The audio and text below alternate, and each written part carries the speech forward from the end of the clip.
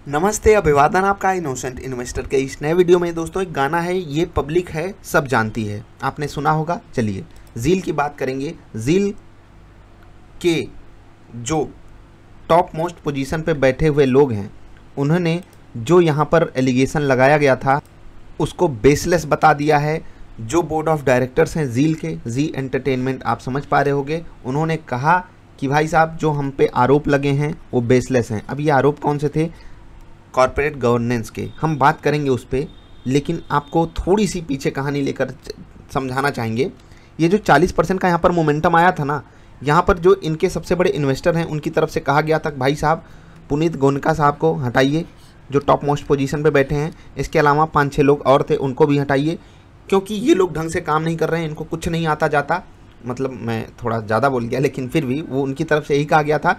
Corporate governance का issue जो 2 कंपनियों ने उठाया है, ठीक है, और ये एडवाइजरी फर्म्स हैं, उन्होंने जांच की, पड़ताल की, उनको ऐसा लगा तो उन्होंने बताया सबसे बड़े इन्वेस्टर को, क्योंकि आप जाकर चेक कर सकते हो कि यहाँ पर सबसे बड़ी हिस्सेदारी है किसकी, क्या प्रमोटर्स की है, तो आप ताज्जुब खा जाओगे। खैर, कहानी इतनी है कि जब वहाँ पर एडवाइजरी फर्म्स ने सबसे बड़े इन्वेस्टर को बताया, सबसे बड़े इन्वेस्टर ने साफ साफ बोला कि हम ये मीटिंग बुलाना चाहते हैं, हम उनको हटाना चाहते हैं उस पद से। अब पद से हटने वाली बात आप एक तरफ किनारे रखिए। जो जी का बोर्ड है उसने क्या कहा, जो फॉर्मर हमारे डायरेक्टर्स हैं कंडेम कर रहे हैं उसको कि ये जो एलिगेशन है ये बेसलेस है, मतलब कि जो आरोप है ये तथ्यहीन है, फालतू के आरोप लगे हैं। जो एडवाइजरी फर्म्स हैं वो कह रही थी कि मीडिया बिजनेस को कैसे करना चाहिए, किस तरीके से पैसे को इन्वेस्ट करना चाहिए, किस तरीके से आपको बड़े मार्जिन पे गेम खेलना चाहिए, ये सब जो यहाँ पर बड़ी पोजीशन पे बैठे हुए लोग हैं इनको नहीं आता है। इसी कारण कंपनी का ना स्टॉक परफॉर्म कर रहा है, ना कंपनी रियल लाइफ में, रियलिटी में परफॉर्म कर पा रही है। आप समझ गए कहानी क्या है। अब आते हैं चार्ट पर, क्योंकि ये तो पब्लिक है सब जानती है क्या हो रहा है, कैसे हो रहा है। आपको सब पता है कि जब आपको दूसरों के हित से ज़्यादा अपना हित समझ में आने लगे, समझ लीजिए आप तबाही के पथ पे हैं। समझ रहे हैं, बहुत सी कंपनियां ऐसा करती हैं और उनका क्या असर होता है स्टॉक मार्केट में, आप समझ सकते हो। 40% का मोमेंटम आया। देखिए यहाँ पर हमेशा बड़ा प्लेयर बड़ा पैसा गेम खेल जाएगा। मैंने आपको उस दिन भी बोला था, आज भी बोल रहा हूँ कि पैसा जलेगा किसका, जो स्टॉप लॉसेस नहीं लगाएगा। विदाउट एनी डाउट जो यहाँ पर शेयर लेकर बैठा होगा उसको प्रॉफिट हुआ होगा, लेकिन इन्वेस्टर्स बर्बाद कहाँ होते हैं, ट्रेडर्स बर्बाद कहाँ होते हैं? फ्यूचर्स में, ऑप्शंस में। जो ऑप्शंस में, फ्यूचर्स में अगेंस्ट की पोजीशन लेकर बैठा होगा, पोजीशन नहीं काटा होगा, उसका क्या हाल हुआ होगा वो आप जानते हो। मैं एक नटसेल में आपको कहानी समझा दूंगा, लेकिन उससे पहले एक इनका 300 का जो कॉल ऑप्शन है उसका प्राइस आपको दिखाना चाहूँगा। मात्र एक दिन पहले यानी कि कल की डेट में इसका हाई 32, 33, 34 रुपये था और आज 2 रुपये पे ट्रेड कर रहा है। और वहीं की क्लोजिंग में आपको बताता हूँ, उसी दिन की क्लोजिंग 7 रुपये पे आई थी। ऊपर के लेवल से 300 वाला कॉल इनका देख रहे हैं कितना भयंकर तरीके से टूटा था और आज फिर से टूटा है। इसका मतलब स्टॉक गिरने की संभावना बहुत बहुत बहुत ज़्यादा लेकर बैठा है। अब जिनके पास स्टॉक है उनके पास तो ये बहुत बुरी न्यूज़ है। देखिए ऑप्शन का डेटा देख करके आप चीज़ों को समझ सकते हो। जिस हिसाब से प्राइस में मोमेंटम आया है, जिस हिसाब से चीज़ें काम की हैं, ये जो 2 रुपये पे ऑप्शन है इसको लगभग 8 रुपये के आसपास होना चाहिए था। ये हो गई जनरल, जब ओपन इंटरेस्ट होता तब ये कहानी बनती, लेकिन क्योंकि स्पेकुलेटिव ओपन इंटरेस्ट है, आपके लिए, हमारे लिए ट्रैप बुना जाता है। उस ट्रैप के भागीदार कौन कौन बने हैं देख लीजिए। 2 रुपये पे कॉल ऑप्शन ट्रेड कर रहा है। अब बैकिंग की गई है तो क्या स्टॉक भाग जाएगा? इसकी भी संभावना है। देखो यहाँ पर मैं कुछ प्रिडिक्ट नहीं कर सकता, आप भी कुछ प्रिडिक्ट नहीं कर सकते। अब इन्वेस्टर बोले कि भैया इनको हटा दो, तो स्टॉक प्राइस जंप कर रहा है, चलो भैया अब होगा, कॉर्पोरेट गवर्नेंस अच्छी आएगी, कंपनी आगे बढ़ेगी, हम सब इंजॉय करेंगे। अब दूसरी बार कि हमारी कंपनी में कुछ प्रॉब्लम ही नहीं है, जैसे आपको बताया जाए भैया आपके पास ये बीमारी है, इस बीमारी को सॉल्व करो, आप चकाचक हो जाओगे, तो आप एकदम छत से 3 तल्ले से ऊपर से कूद पड़े नीचे, तो भाई साहब हम तो अब ठीक है, हमें तो कुछ होगा ही नहीं, हमारी बीमारी ठीक हो जाएगी। और फिर आपके घर वाले बोलते हैं नहीं नहीं हमारे बेटे को कुछ हुआ नहीं है, हमारा बेटा एकदम चंगा है। तो आप खुद सोचिए, कभी कभी हो सकता है कि जब बाप अपने बेटे की तारीफ आकर कर दे कि हमारा बेटे को कुछ नहीं हुआ है, इसका हम इलाज नहीं करवाएंगे, कुछ प्रॉब्लम ही नहीं है, चकाचक है, स्कूल जाता है, घर जाता है, नौकरी करता है, समझ रहे हैं? तो भी हो सकता है इन्वेस्टर खुश हो जाए, अरे यार इसको तो कुछ हुआ ही नहीं था, फर्जी बात चल रही थी। तो कुछ भी हो सकता है। मैं यहाँ पर कुछ भी डिकोड करने के लिए बैठा नहीं हूँ, सिर्फ आपको अपना पॉइंट ऑफ व्यू दे रहा हूँ कि ऑप्शन डेटा हमको ये सजेस्ट कर रहा है स्टॉक प्राइस में गिरावट आनी चाहिए, लेकिन ये भी एक अब अगेंस्ट ट्रेड हो सकता है ना, क्योंकि बहुत से लोगों की ये बात समझ में आई होगी कि ऑप्शन का प्राइस 2 रुपये नहीं होना चाहिए आज, अभी एक्सपायरी होने में पूरा का पूरा समय बाकी है। और यहाँ पर तकलीफ क्या हो रही है इसको कि इस प्राइस पे, तो एक अलग वाला ट्रैप यहाँ पर बुना गया हो। बड़े प्लेयर कुछ भी कर सकते हैं भाई, कुछ भी कर सकते हैं ओपन इंटरेस्ट के माध्यम से, कहीं अपर सर्किट लगा देंगे, कहीं लोअर सर्किट लगा देंगे। बड़ा पैसा ही तो चाहिए बाजार में। शेयर प्राइस को ऊपर नीचे करने के लिए आपको क्या लगता है, न्यूज चाहिए? नहीं भाई, पैसा। ITC कोई न्यूज आई? नहीं, पैसा लगा, स्टॉक भाग गया। तो आपको क्या करना है, वो पैसा जहां लगे, लंबी जो दौड़ हो उसमें आप पार्टिसिपेट कीजिए। आप जो लॉजिक लगाए हो, अगर वो लॉजिक फेल हो रही है, बाहर निकलो। जैसे कि मैं आपको बता दूं कि जिनके पास स्विंगर सेटअप होगा या फिर आप किसी भी सेटअप पे, टेक्निकल सेटअप पे जो मैंने आपको फ्री ऑफ कॉस्ट भी प्रोवाइड किया है, आपको यहीं बाई मिल गया होगा, यहीं पर नहीं, यहीं पर मिला तो आपको यहाँ तो कंफर्म मिल गया होगा, यहाँ पर कंफर्म मिल गया होगा, यहाँ पर तो बड़े प्यार से बाई मिला है, जाकर देखिए। और अगले दिन मैं खुद नहीं पकड़ पाया था, आपको क्या पकड़ पाता। और ऐसी भी चीज़ें तुक्के से होती हैं, कुछ स्टॉक हो सकता है आप पकड़ लो, लेकिन वहाँ पर भी स्टॉप लॉसेस आपके साथ हैंडी होने चाहिए, समझ गए? हाँ, तो जो उन्होंने बैकिंग की है, क्या मैं उसके पक्ष में हूँ, विपक्ष में हूँ? नहीं भाई, मुझे ये स्टॉक ही नहीं पसंद है। और इसलिए नहीं पसंद है कि क्योंकि यहाँ पहली बात तो प्रोमोटर होल्डिंग बहुत ही स्पेकुलेटिव है, कंपनी का अलग लेवल का कारनामा चलता है।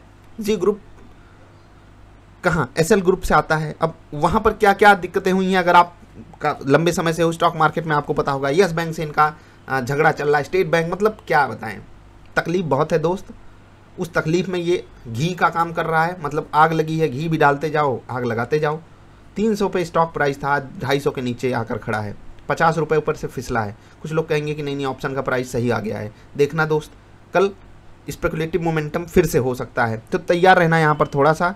जिन लोगों को भी यहाँ पर लॉस हुआ है, प्रॉफिट वाले भाई आप इंजॉय करो, तुक्का समझ के अगर लगा है प्रॉफिट तो उसको ग्रेटिट्यूड समझकर बाजार को देने मत आ जाना कि नहीं अब मैं जुआ ही खेलूंगा, यहाँ पर जुआ ही लगाऊंगा, फिर कोई जाकर न्यूज वाले स्टॉक पकड़ रहे हो या कुछ भी, तुक्का मत लगाओ। अब उस पैसे को सदुपयोग कर लो। बाजार में कोई एहसान नहीं होता आपके ऊपर, बाजार एहसान नहीं करती, बाजार अपनी धुन में चलती है। आप सामने पड़ गए, लात खा जाओगे, बगल हट गए तो बच जाओगे, यही होगा बाजार में। प्यार प्यार से बाजार का फ़ायदा उठाओ। बाजार एक मस्त पागल हाथी है, ठीक है, with all due respect to market ji, भगवान जी, मार्केट भगवान है हम सबकी, बस पागल हाथी एक एग्जाम्पल के तौर पे मैंने लिया है। वो चलती जाएगी, उसे कोई रोक नहीं सकता। शेर भी अगर सामने से आया तो एक सूंड में तो उड़ जाएगा, पीछे से हो सकता है वार कोई शेर कर दे। खैर, हाथी पैर से वार करे ना करे, सूंड से बहुत भयंकर वार करती है, आपको पता है, समझ रहे हैं? तो मस्त हाथी है, उस हाथी के सामने नहीं पड़ना है। आप क्या लगता है कि नहीं मैं स्टॉप लॉसेस लूँगा ही नहीं, मैं शहंशाह हूँ इस देश का? तो भाई आप जैसे कितने आए, और एक समय मुझे भी ऐसा लगता था, क्योंकि बहुत सारे स्टॉक है निफ्टी 50, मैं ये सोचता था अरे यार निफ्टी 50 वाले स्टॉक 2-4% से ऊपर क्या जाएंगे। एक बार फंस गया हीरो मोटोकॉर्प में, मज़ा आ गया था, मज़े लूट लिया था हमने। ऐसे ही होता है, खूब पोजीशन और एवरेज करो और एवरेज करो, उसके बाद क्या होता है, एवरेज के बाद दिल टूट गया। एक गाना है ना, कौन सा था भूल गया, नाम नहीं याद आ रहा है, कुछ शीशे था दिल, ऐसा कुछ था, आप सुनिएगा, जिनको याद हो जरा बता देना। शीशा था दिल टूट गया, हाँ। तो चलिए, दिल ना टूटे आपका, इसलिए सिर्फ इतना कहना चाहूँगा कि भैया आपके साथ कोई नहीं खड़ा है। बार बार मैं ये कहता हूँ, ना मैं खड़ा हूँ ना स्टॉक मार्केट खड़ी है, वो तो खुद पागल हाथी है।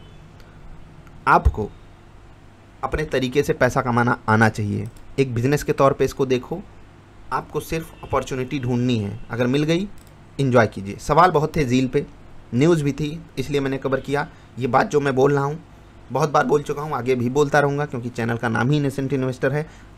मैं जानता हूँ कि अगर यहाँ पर इन्वेस्टर्स को सिंपल सी टेक्निक बता दी जाए तो वो बंदा पैसा कमा लेगा, लेकिन यहाँ पर उसको कॉल खरीदवा दिया जाएगा आते ही, फ्यूचर्स में घुसा दो, यहाँ घुसा दो, उसको कुछ भी सिखा दो।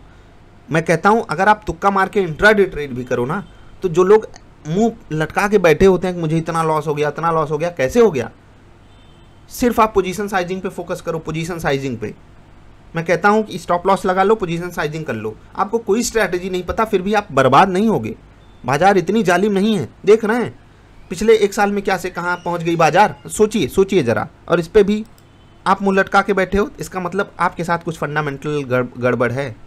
उस फंडामेंटल को सुधारो, टेक्निकल बाद में सुधरता रहेगा।